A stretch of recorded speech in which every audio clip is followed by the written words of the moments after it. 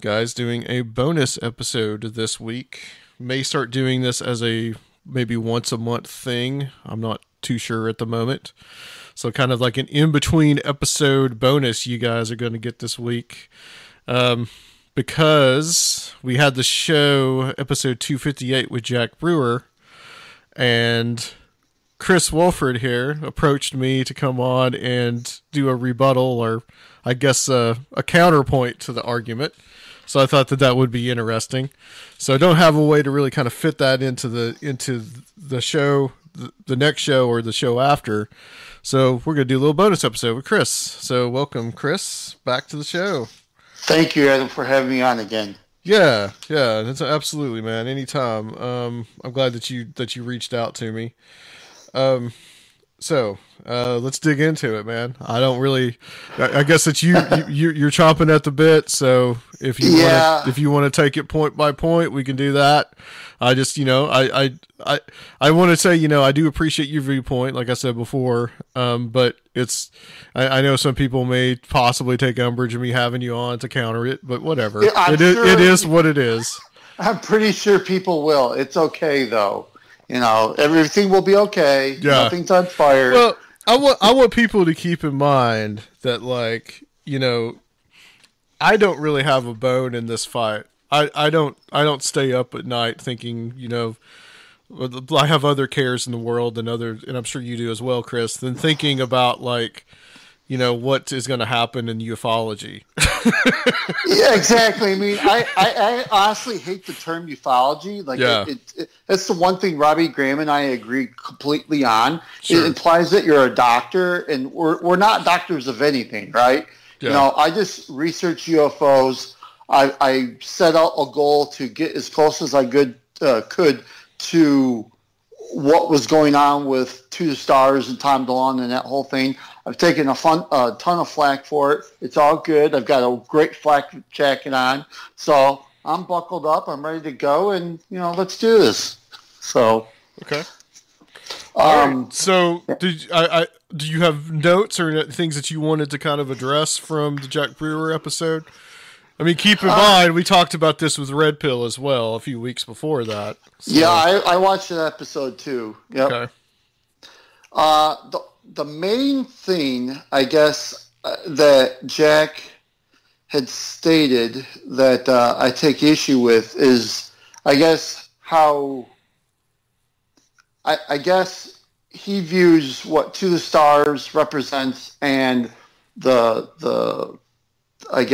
opening of the AATIP program to the public via the whether it be social media or the media in general. He doesn't view as objectively. He thinks that we're getting all this information only from George Knapp, which yes, that's a part of it, but or even with him as of late, Jack Brewer is parroting what John Greenwald is purporting to say, that the Pentagon did not declassify those 3 videos, did not give permission to declassify those videos with the DD-1910 form, which is totally absurdly false. They did. The people that John Greenwald's talking to are 1 or 2 people at the Pentagon. They're press people, and you're not going to hear this anywhere else but here, or maybe Alejandro Rojas, because he's the one that kind of found this out, is John Greenwald's only talking to this one press person at the Pentagon, and they're hurt that they were skipped over in the process. Yes, when Lou Elizondo went to get those videos declassified, they did skip a couple steps. It's nothing that is nefarious, but it isn't like some big conspiracy that To the Stars is trying to hide anything, or that Lou Elizondo's lying. That's not the case. And when Jack Brewer or Walter Bosley or any of these guys parrot that same stuff, it just drives me up a wall, because they're not doing their due diligence. They're not listening to other voices other than what's in their echo chamber. And I hate to be that way. I guess, I don't know how you would even say that I am. I'm trying to be nice about it, but, they're just not doing their due diligence. So that was the main umbrage with me. With Jack and Diana Pazolka, I will say we're in agreement on that. I find Diana Pazolka an interesting character. Mm-hmm. Only Same because only because I don't know what to think of her. I had some interactions with her in the past via social media, both on Facebook and on Twitter, some private messaging back and forth. But then she deleted her Facebook account and said that she had to delete it because of the university and because of the book. And then she went on to Twitter for about like a month and a half, and then she did the same thing. And I don't know. I don't know. I don't know what she got herself into. I really don't. And I'm not trying to be conspiratorial because I know some of my colleagues would get real angry with me because they love Diana Pazolka and what she's done, and I do too. But I just find it very interesting that she's had to delete her social media accounts not once but twice but 3 times. See, I think that she's gotten into this whole Silicon Valley world where there's this degree of weirdness. Yeah. And I think maybe that maybe just the subject of UFOs, maybe that she's freaked out by it somewhat because it is such a fringe subject, and maybe like her fellow academics aren't going to take it seriously. And B, I think that possibility that maybe some of these people that she's around are making things seem more serious than they actually are. I think that's what's going on too. When you got the people that that pretty much nixed that Whitley Strieber interview. Oh yeah, yeah. So I mean, what is that? And I had no problem. And if you listen to our interview with her, she even mentioned that some of the questioning that we were talking about. Some of the questioning that we were going almost was the same path that it was going for Strieber. So she had to be careful about what she said. But I think that I think it's like this whole nexus of Silicon Valley and this kind of, maybe there's some, I don't know, what are those things called? Those forms, the non-disclosure forms, possibly, that could be going on. I think that's possibility. But see, like now, that whole thing has been blown wide open by all these researchers. We know who James is. We know who Tyler is. Yep. James, I guess, is Gary Nolan, apparently. And Tyler is just some guy that owns this biotech company that no one has ever really heard of. Not exactly. He is connected to NASA. In what capacity, don't ask me. I just know through my sources he's connected to NASA.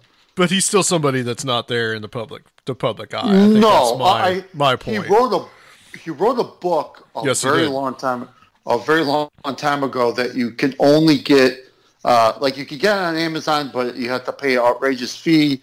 And I don't know. I mean, she definitely got involved in something. Well, Serfiel found he got through interlibrary loan. He got this book that is a textbook that is worth $500. I mean, astronomical. I mean, the textbook industry is a whole other show, but because I used to work at a college bookstore, and in the 90s, and prices were obscene then. But the thing is like, this book is inaccessible to the public because of the price. Plus, it's a college textbook, so it's only used in particular stores. And the guy, she was one of the editors. The other guy was a professor here in Nashville at Vanderbilt. And in that book, she talks about Tyler by name. and it was easy for Sophia to figure out that's who she's talking about. But when it goes to the wider public, then she has to keep it on the down low. But it's like the information is there if anybody wants to access it. This it's hidden in plain sight. That's the thing. Right. This is not like top secret shit, you know? Well, here's the other thing is she took, I think it was Tyler who went with her to the Vatican to their secret. Yes. Yep. And I remember this on Facebook, and I had screenshot one picture of her before she deleted her profile. And you can call me stalker. I don't care. But sometimes you have to do this stuff because they were within the secret vault of the Vatican for the library. And they were looking at UFO books that the Vatican has that nobody has access to. Yeah. Which is like mind-blowing to me. But, I mean, she obviously got herself into something. I don't know what. I know that she was connected to like people like Chris Bledsoe. I haven't checked out the veracity of this, so don't hold it to me. I just heard this, that she was going to write a screenplay for Chris Bledsoe's story. I don't know if that is true or not, but I find that very interesting. Chris Bledsoe being the very well-to-do experiencer that is friends with John Alexander. He's friends with Grant Cameron. He's had multiple experiences. He was the original guy. I think I had told you this a long time ago, maybe in private, but I'll tell you now in public. He was the original guy for To the Stars before it was To the Stars.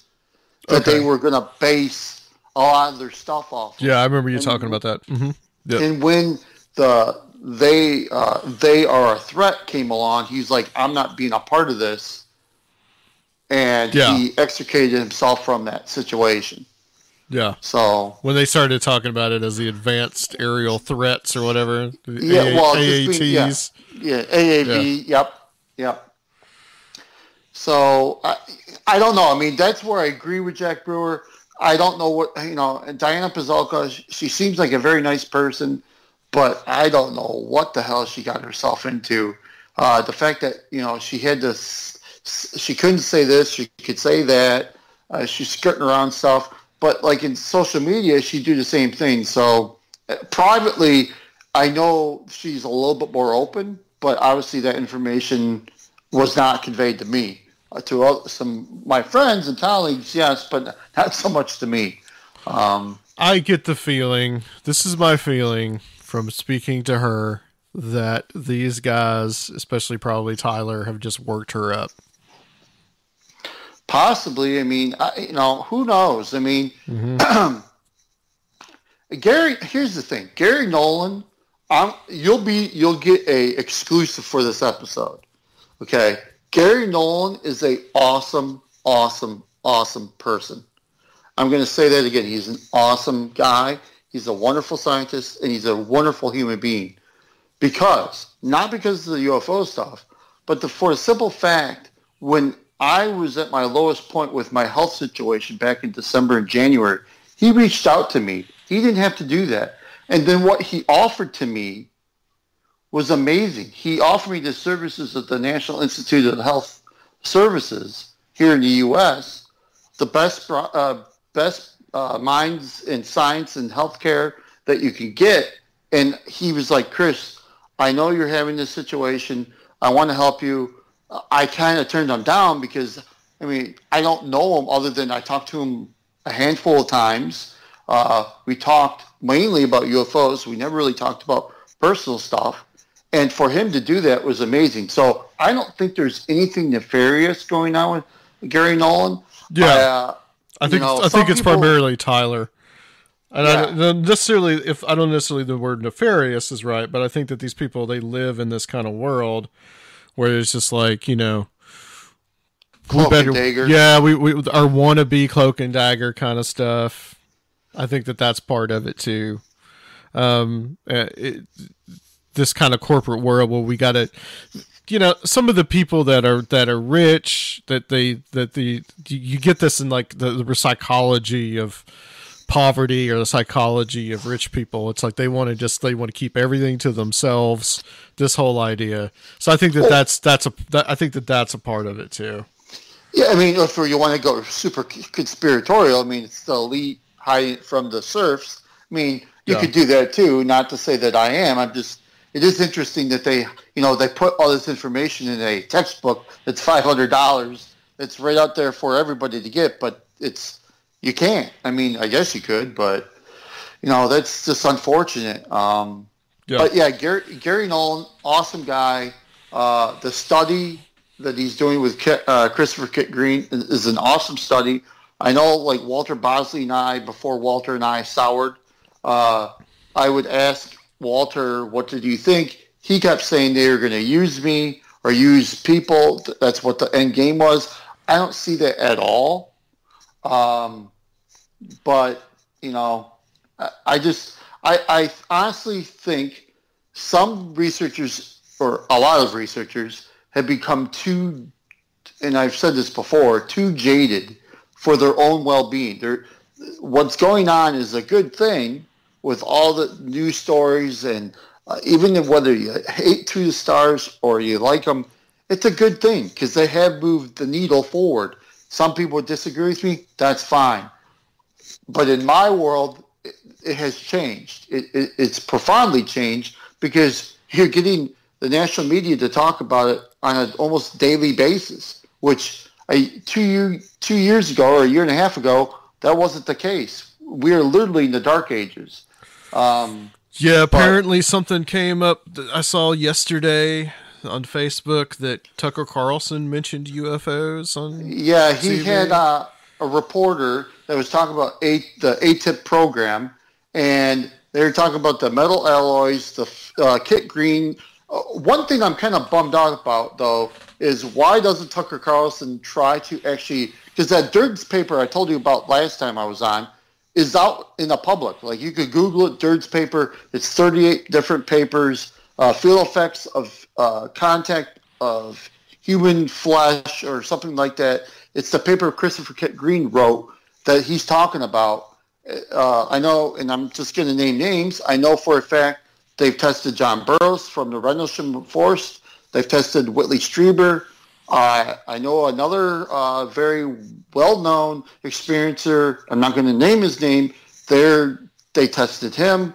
I'll just throw that out there, that I was in consideration at one point for this test. I ultimately chose not to be a part of it because it was so involved. And I'm not like... This is a physical test, or this is some kind of mental thing? What? No. This is it's on Gary Nolan's side. It's blood work, okay. And on Christopher Kit Green, he's sticking an MRI. Okay. And I said this to you off air. I think with Rob and some other guys. I mentioned this to you. Maybe it was the show you did with Soraya and me. But I mentioned that. This is really happening. Like this study is actually going on. Christopher Kit Green at that time with the Dirds paper that he wrote, it was only military people that they tested. They've transitioned over to doing some public people, well-known people, some well-known. I mean, obviously Whitley Strieber is pretty well-known, though I don't think he would admit that. I know for a fact that you would have to sign an NDA. I don't know for how long. I know the tester is very involved. You give blood. Preferably, your parents would have to be alive.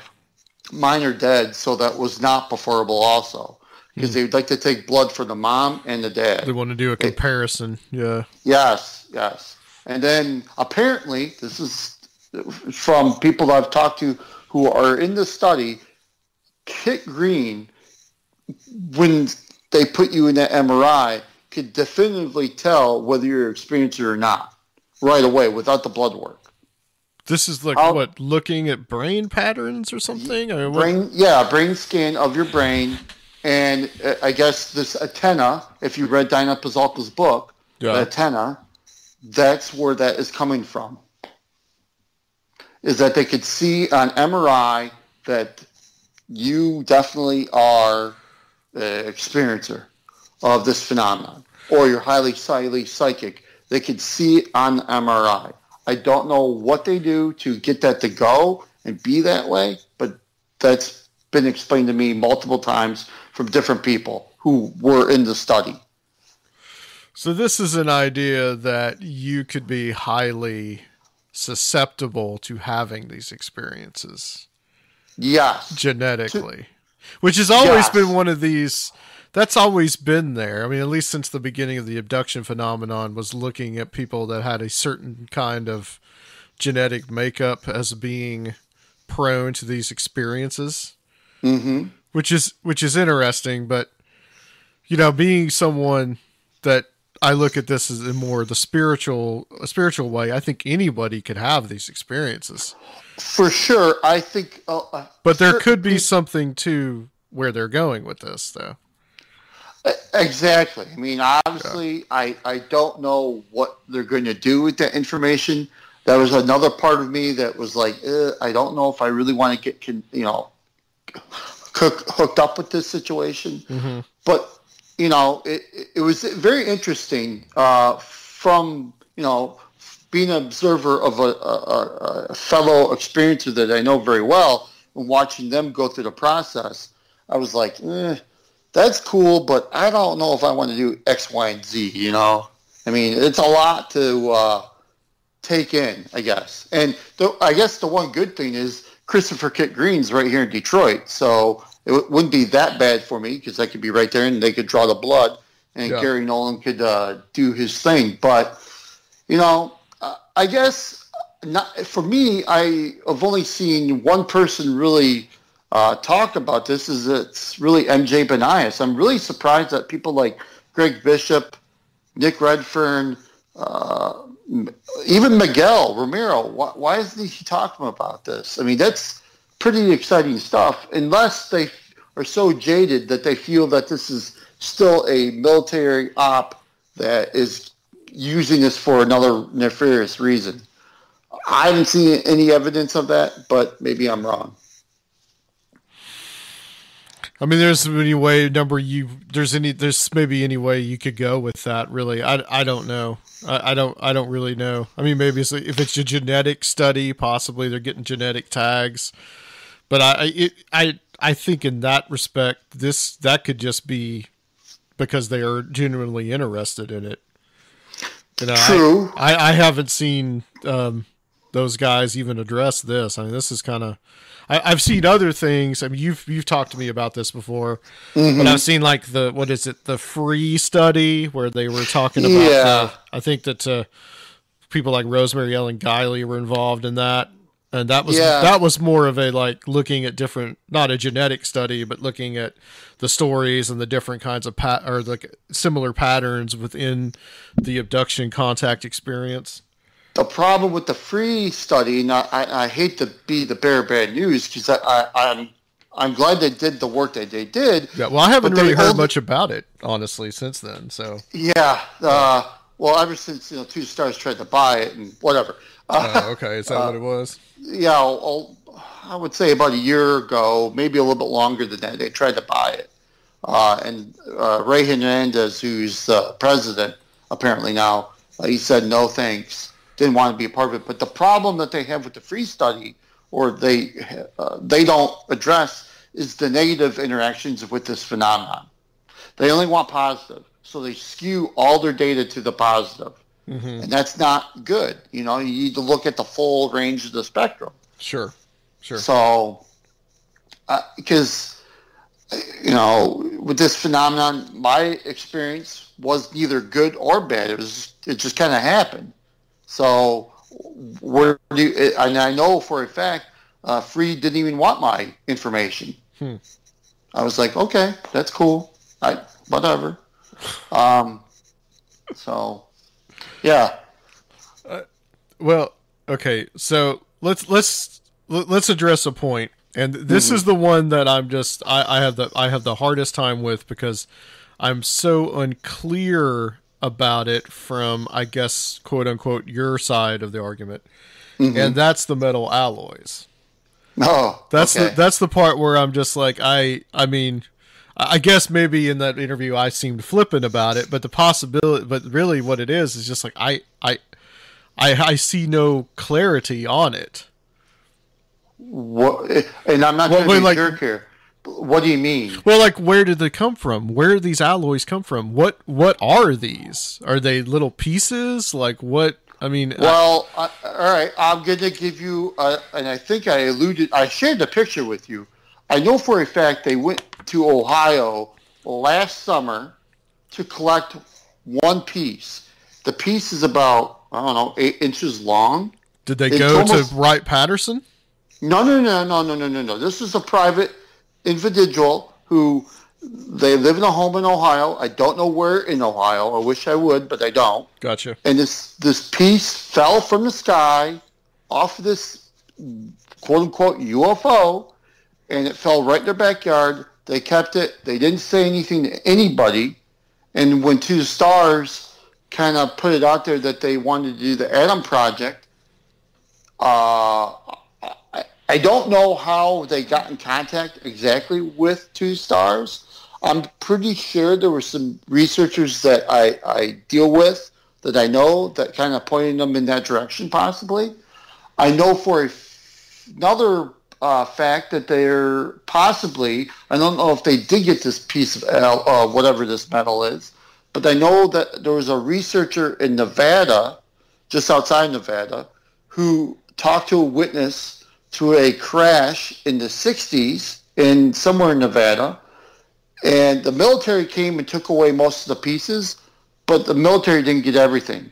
And this person who this researcher was dealing with had at least 4 to 5 pieces that the military did not take.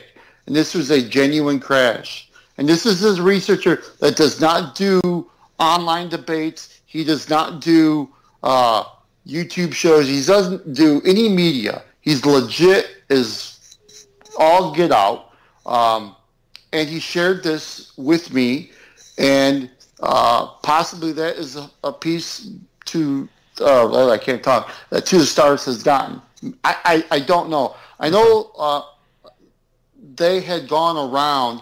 You got to remember, despite what some people say, Jacques Vallée was still very much part of Two Stars, whether people want to say he was or he wasn't. He was, okay?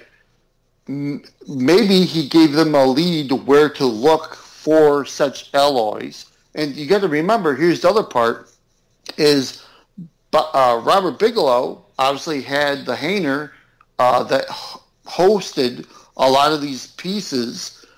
Is there a possibility that some of these pieces have come from Bigelow Aerospace? I don't know. We'll just have to, we'll be all together. We're waiting until May 31st to find out, when the show premieres. And I know it's a crappy way to do it that way, but, what else do we have to, what else can we do?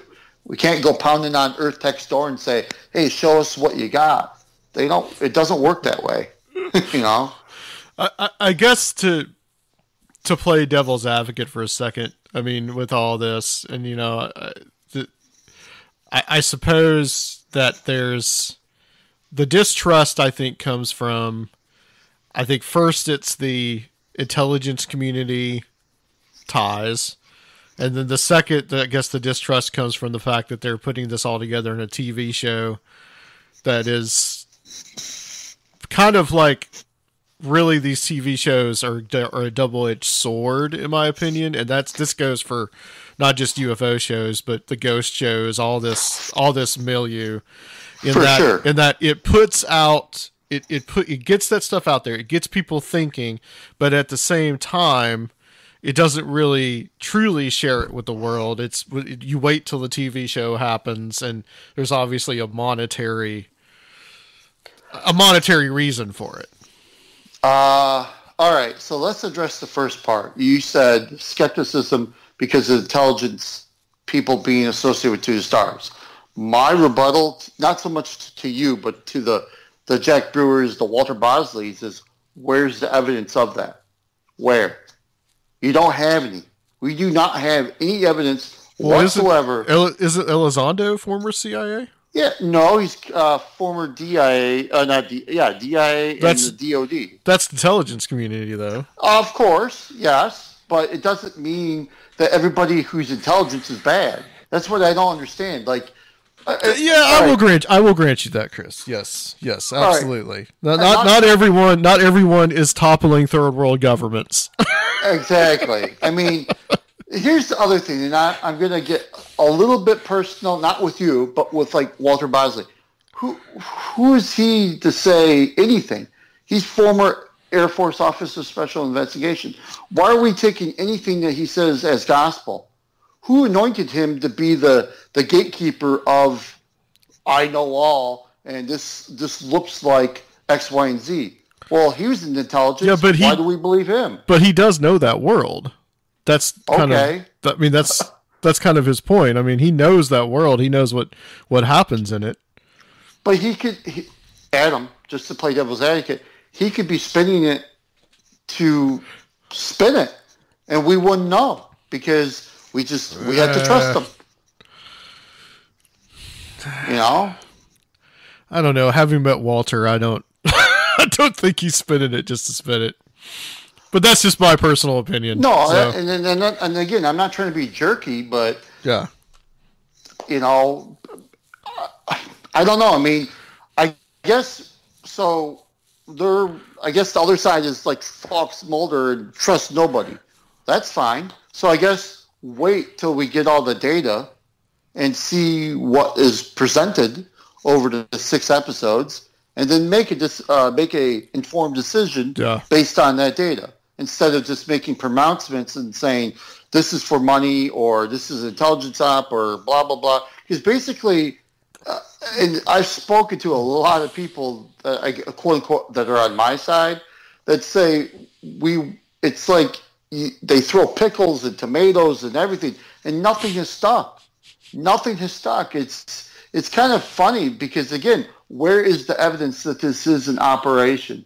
First it's because of the money. Well, no, it's clearly not the money because 2 stars is fine. Yes, they're asking for $10 million more, but that's with any business like that. And again, they're not $37 million in debt. I have to address that again. $10 million in the long run really isn't that much. No, I mean, this is just like any other internet startup company. Yeah. I don't understand why people are so flippant about that and be like, I just don't get it. It's what we've all wanted for the longest time, and then when it comes here, gets here, we all, well, not we all, but most people ignore it. I don't get it, or talk it down as it's nothing more than the government doing X, Y, and Z. Really? I agree with Grant Cameron. If you're the government and you don't want people talking about this, you stop talking about it.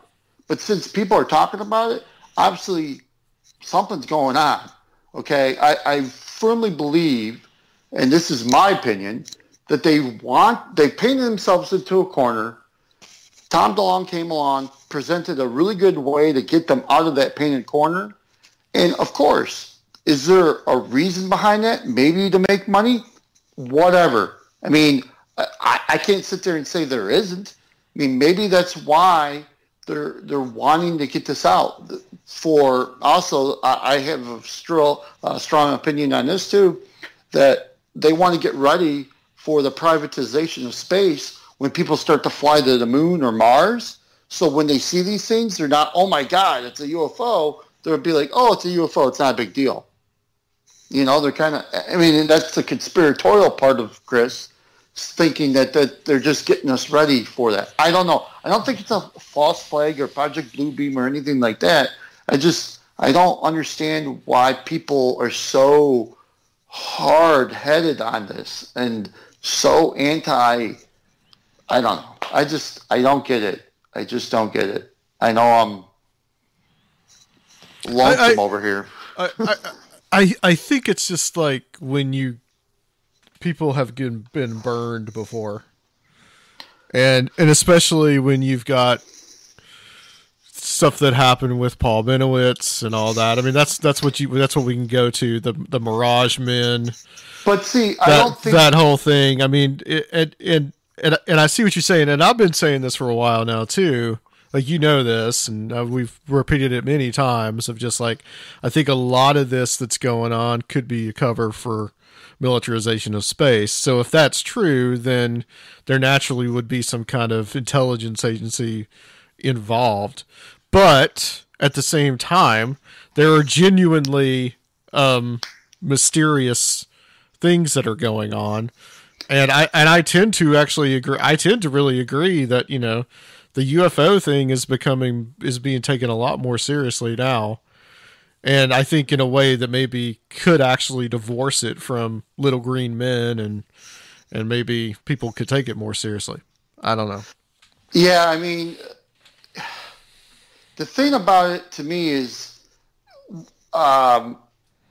people like Dave Beatty, who've made the documentary The Nimitz Encounters, he made a second version of it with more witnesses that have come forward. And I want people to be inclusive in this community.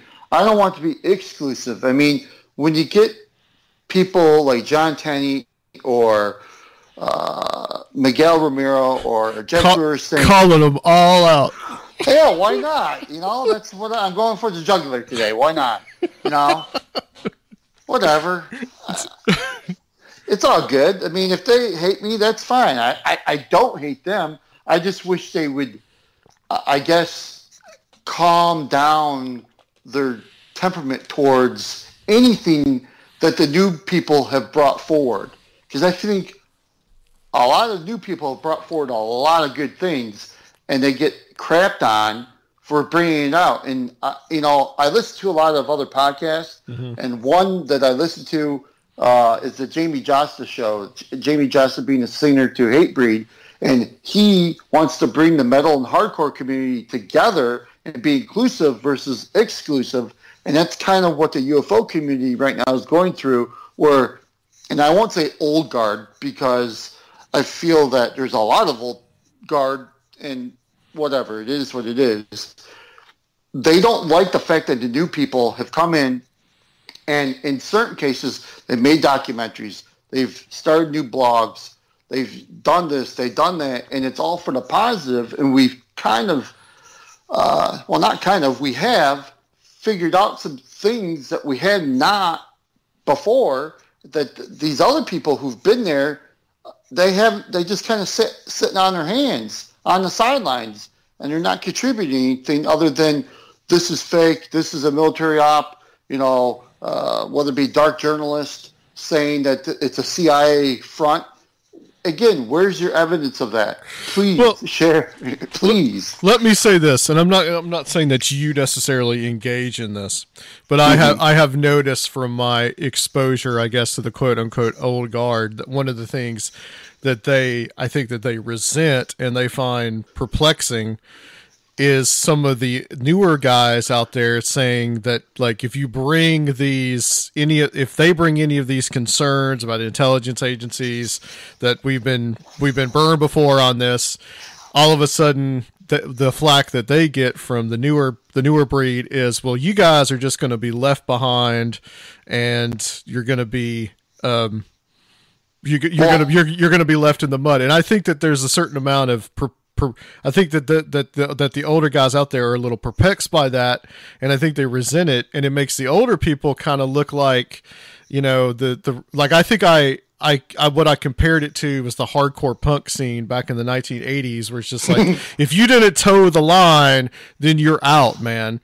And it's just it's that kind of mentality with this younger generation of ufologists, for lack of a better term, that is kind of like perplexing and maybe a little concerning for some of those people.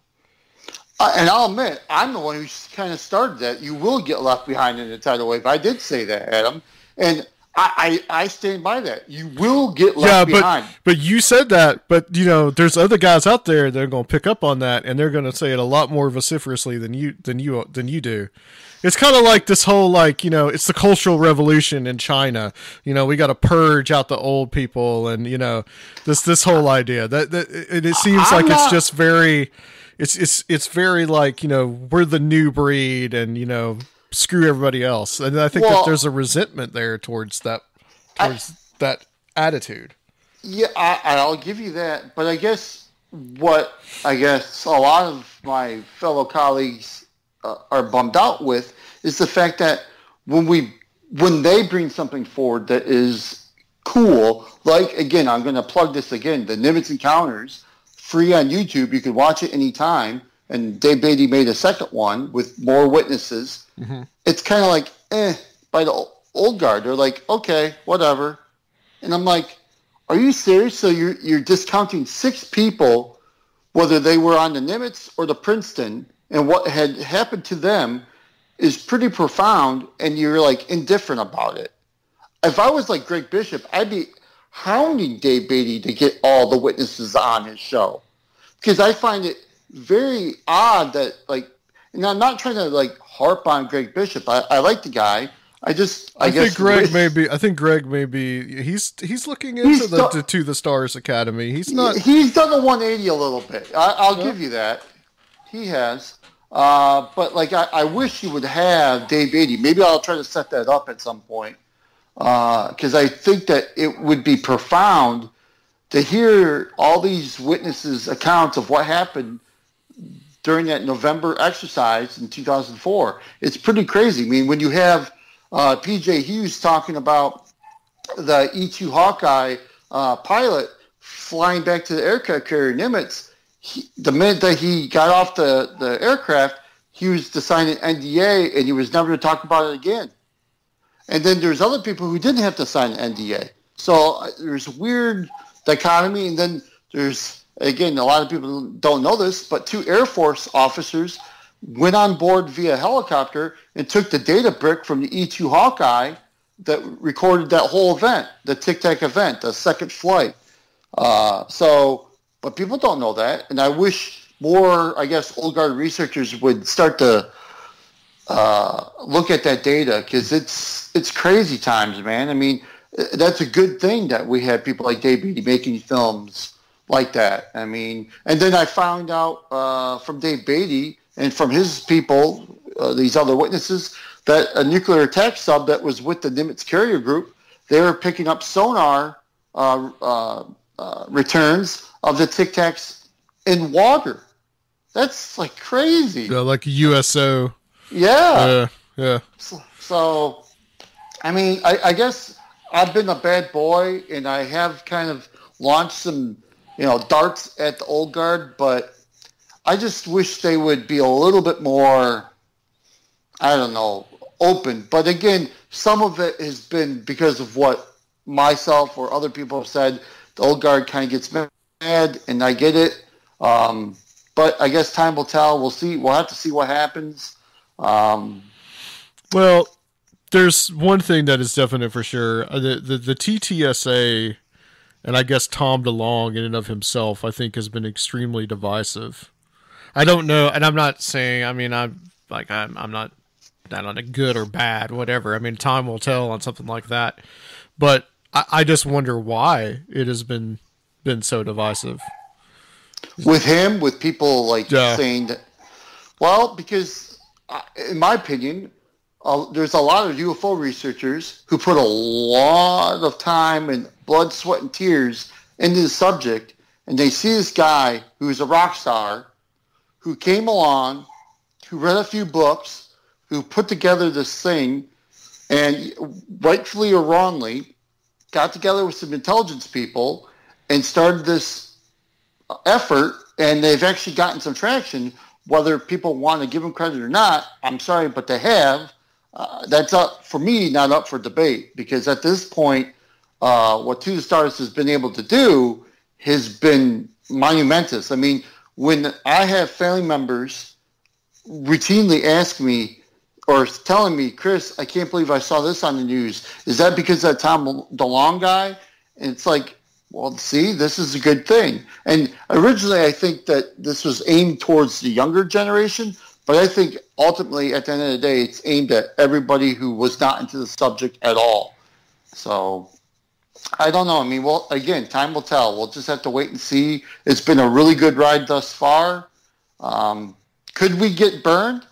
Possibly, but I don't think that's probably. I really don't. I don't see how if this is an intelligence op, what's the main goal? Again, I don't understand that. Like, I just don't. And I've read plenty of books on spy versus spy and counterintelligence and stuff like that. And I've talked to people who've talked to Lou Elizondo in person, and he does not seem like the guy who's lying to pull the wool over on our eyes. So I don't know. We'll just have to wait and see, I guess, Adam. Was there any other things that were in that interview, our interview with Jack Brewer, that you wanted to address? Just the fact that he thinks that some researchers aren't doing this objectively, and that he thinks the data is skewed because we're, quote unquote fanboys, or we're not looking at scientifically. How much more scientific do you have to get more than like Kit Green and Gary Nolan? I've lived it. I've talked to these guys. This is actually happening. I'll share. I think I shared this with you. That leaked audio tape with that woman experiencer with Kit Green. I think I shared that with you. I think you did, yeah. Yeah. Grant Cameron has the whole hour. I would love to hear that whole hour, but I have not.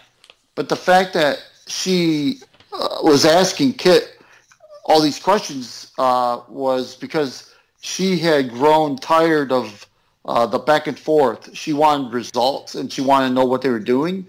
And it's from my information from Grant and some other people that she was ultimately not let go from the study, but she was put on the back burner because of the whole leaked tape. So, I know some people would say that that is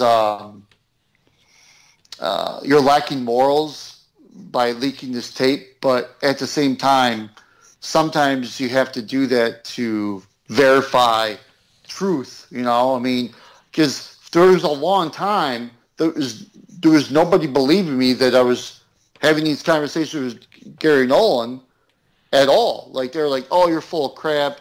Christopher Kit Green, he was part of the Avery back in the 80s. This is nothing more than that, blah, blah, blah, blah, blah." And just got tired. I got really tired of having to, I guess, defend myself when this really is happening.